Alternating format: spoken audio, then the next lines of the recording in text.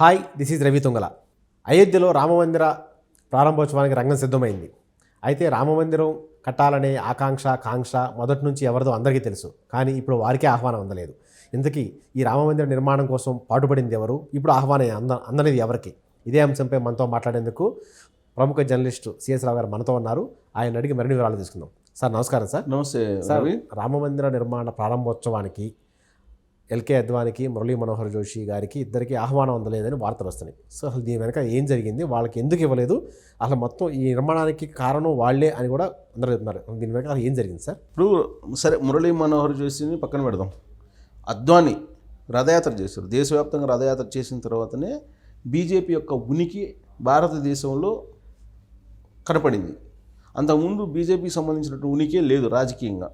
కేవలం అద్వాని రథయాత్ర చేసిన తర్వాత మాత్రమే బీజేపీకి సంబంధించినటువంటి పునాదులు భారతదేశంలో పడ్డాయి. ఇది ఎవరైనా ఒప్పుకోవాలి. అయితే అద్వాని అంతకుముందు మనం బాబ్రీ మసీద్ అయోధ్య ఇష్యూ అప్పుడు అద్వాని ఆధ్వర్యంలోనే ఆమె శిలాన్యాసం జరిగింది.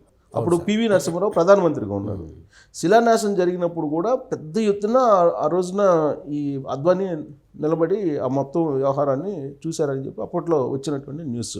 సో అంత పెద్ద ఎత్తున రామజన్మభూమి కోసం పోరాడినటువంటి అద్వాని లాంటి ఒక రాజకీయ యోధుడిని, బీజేపీకి ప్రాణప్రతిష్ఠ చేసినటువంటి అద్వానీని, గురువుగా చెప్పుకుంటున్నటువంటి అద్వానీని నరేంద్ర మోడీ ప్రభుత్వం ఆహ్వానించలేదు.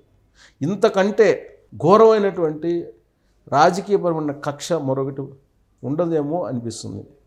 అంటే ఆహ్వానం పంపించలేదని చెప్పి రామజన్మభూమి రామ ట్రస్ట్ చెప్పిన దాని ప్రకారం ఈ మురళీ మనోహర్ జోషికి అలాగే అద్వానీకి ఆహ్వానం లేదు అని చెప్పి చెప్తూ ఉన్నారు. రావద్దని కూడా చెప్తున్నారు. వయసు రీత్యా అని చెప్తున్నారు. కారణం కూడా చెప్తున్నారు. వయసు రీత్యా మీరు రావడం మంచిది కాదు, రావద్దు అని కూడా చెప్తున్నారు అనేది వాళ్ళ ట్రస్ట్ నుంచి వస్తున్నటువంటి ఒక వివరణ. సో అసలు ఎందుకు ఇంత కక్ష కట్టాడు అద్వానీ మీద నరేంద్ర మోడీ? కొన్ని సందర్భాల్లో ఈ మధ్యకాలంలో కొన్ని విజువల్స్ కూడా అప్పుడప్పుడు ఆయన నుంచుని దండం పెడుతుంటే, నమస్కారం పెడుతుంటే కానీ పక్క నుంచి పట్టించుకోకుండా పోతున్నటువంటి విజువల్స్ వేరే వాళ్ళకి పెడతాం, ఇవన్నీ కూడా చూసాం మనం.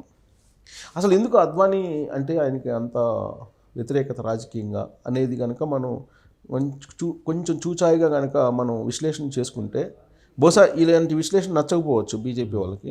గురువు అంటే ఆయనకి నమ్మకం, ఆయన కాళ్ళ మీద పడతాడు, దండం పెడతాడు, పుట్టినరోజుకి వెళ్తాడు, అభినందిస్తాడు, ఇంతకన్నా ఏం కావాలి అని అనొచ్చు. ఇవాళ నరేంద్ర మోడీని విమర్శించడానికి సాహసించలేనటువంటి పరిస్థితుల్లో భారతదేశాన్ని తీసుకొచ్చారు. బీజేపీని విమర్శిస్తే భారత వ్యతిరేకులు, హిందూ వ్యతిరేకులు, దేశద్రోహులు ఇలాంటి ముద్ర వేసేస్తున్నారు. మొన్నటి వరకు బీఆర్ఎస్ పార్టీని విమర్శిస్తే ఆంధ్రోళ్ళు, తెలంగాణ ద్రోహులు, ఇది నడిచింది. అలాగే వైఎస్ఆర్ కాంగ్రెస్ పార్టీని విమర్శిస్తేనేమో వీళ్ళు కమ్మోళ్ళు, టీడీపీ వాళ్ళు కమ్మోళ్ళు, ఇలా వచ్చేసింది. సమాజాన్ని అలా మార్చేశారు.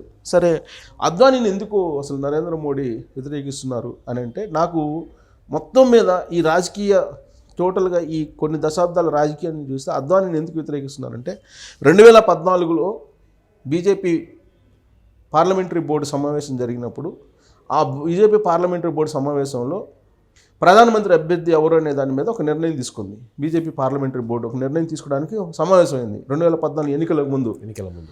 నరేంద్ర మోడీ అభ్యర్థిత్వాన్ని ప్రకటించినప్పుడు అద్వానీ బయటకు వచ్చేసాడు. బయటకు వచ్చి, ఒకవేళ నరేంద్ర మోడీ ప్రధానమంత్రి అభ్యర్థిగా మీరు ప్రకటిస్తే, ప్రధానమంత్రి అయితే అప్రకటిత ఎమర్జెన్సీ భారతదేశంలో వస్తుందని చెప్పి ఆయన వెల్లడించారు. అప్పట్లోనే 2014లోనే నరేంద్ర మోడీ పాలన గురించి అద్వానీ చాలా క్లియర్గా చెప్పారు.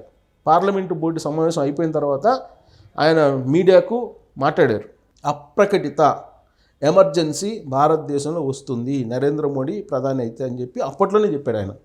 ఆ రోజు నుంచి అద్వానీని అడుగడుగున ఏదో ఒక రకంగా బీజేపీలో పక్కన పెడుతూ వచ్చారనేది బీజేపీ కోర్ వర్గాల్లో వినిపించేటువంటి టాక్. సో దాని పర్యవసానమే ఇప్పుడు ఘోరమైనటువంటి అవమానం కింద దీన్ని అద్వానీ అభిమానులు చూస్తున్నారు.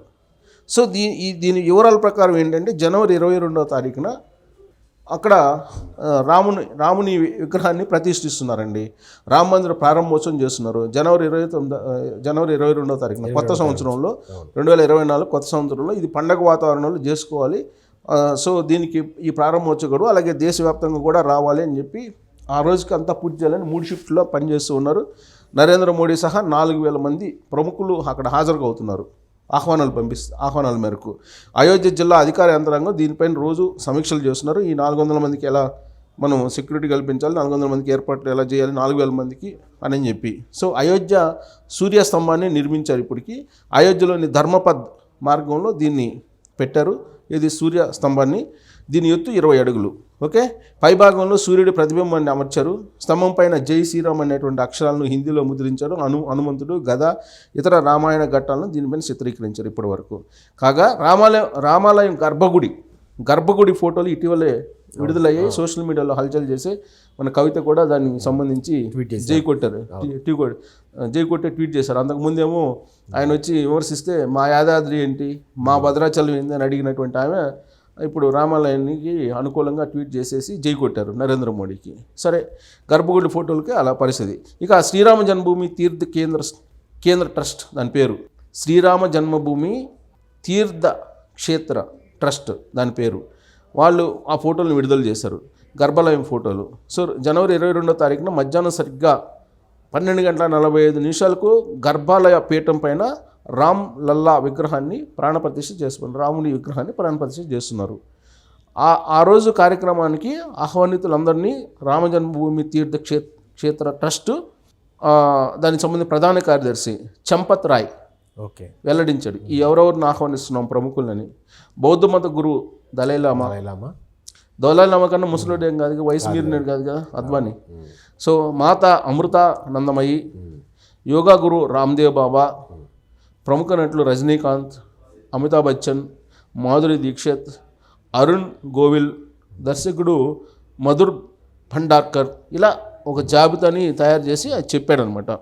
అలాగే ఇండస్ట్రియలిస్టులు ఎవరెవరు, ముఖేష్ అంబానీ, అనిల్ అంబానీ, అలాగే ప్రఖ్యాత చిత్ర కళాకారుడు వాసుదేవ్ కామత్, ఇస్రో డైరెక్టర్ నీలేష్ దేశాయ్, ఇతర పేర్లు జాబితాలో ఉన్నాయి. ఇంకా రామ మందిరం కోసం జీవితాంతం పోరాడిన ఉప ప్రధానమంత్రి, మాజీ ఉప ప్రధానమంత్రి లాల్ కృష్ణ అద్వానీ, మురళీ మనోహర్ పేర్లు ఈ జాబితాలో లేవు అనేది ఆయన అడిగితే, ఎందుకు లేవు అని చెప్పి అడిగితే ఆయన రామ్లల్లా ప్రాణప్రతిష్ఠ కార్యక్రమానికి రావద్దని ఎల్కే అద్వానీకి, మురళీ మనోహర్ జోషికి చెప్పాము, విజ్ఞప్తి చేశాము అని చెప్పి చంపత్ రాయ్ చెప్పడం జరిగింది, ప్రధాన కార్యదర్శి, తీర్థక్షేత్ర ట్రస్ట్ ప్రధాన కార్యదర్శి. ఎందుకనంటే వాళ్ళ వయసు, ఇతరత్ర కారణాలను దృష్టిలో ఉంచుకొని, ఇతరత్ర అంటే ఏంటో తెలియదు, ఇతరత్ర కారణాలను దృష్టిలో ఉంచుకొని వాళ్ళని వద్దని చెప్పామని చెప్పి ఆయన చంపత్ రాయ్ చెప్పడం అనేది మరి నరేంద్ర మోడీ యొక్క మహిమ ఎలా ఉందనేది మనం అర్థం చేసుకోవచ్చు. వయసు రీత్యా అంటే హెలికాప్టర్లో తీసుకొచ్చి కూర్చోబెట్టి మళ్ళీ అయిపోతే తీసుకెళ్ళి దింపేయచ్చు. అదే దలై లామా కంటే నాకు తెలిసినంత వరకు ఏజ్లో అద్వానీ అంత ఇదిగా లేడు అనుకుంటా. ఇంత పెద్ద కార్యక్రమానికి ఆద్యుడు ఎల్కే అద్వానీ. అలాంటి వ్యక్తి కూడా అలాంటి తీసుకురావాలనుకుంటే ఎంతసేపు తీసుకురావచ్చు. కానీ గురువు అంటూనే ఇట్లా పంగనామాలు పెడతాను అంత కరెక్ట్ సార్. అది సో గురువుని ఏ విధంగా అభిమానించాలి, సన్మానించాలి, ఏ విధంగా గౌరవించాలి అనేది ద గ్రేట్ నరేంద్ర మోడీ గారి గురించి మనం ఆదర్శంగా స్ఫూర్తిగా తీసుకోవాలని ఈ జనరేషన్కి నరేంద్ర మోడీ ఒక స్ఫూర్తి మన్ కీ బాత్ నుంచి ఇస్తే కనుక బాగుంటుంది అని చెప్పి మనం అనుకోవచ్చు. అద్వానీ లాంటి ఒక జైగాంటిక్ రాజకీయవేత్తనే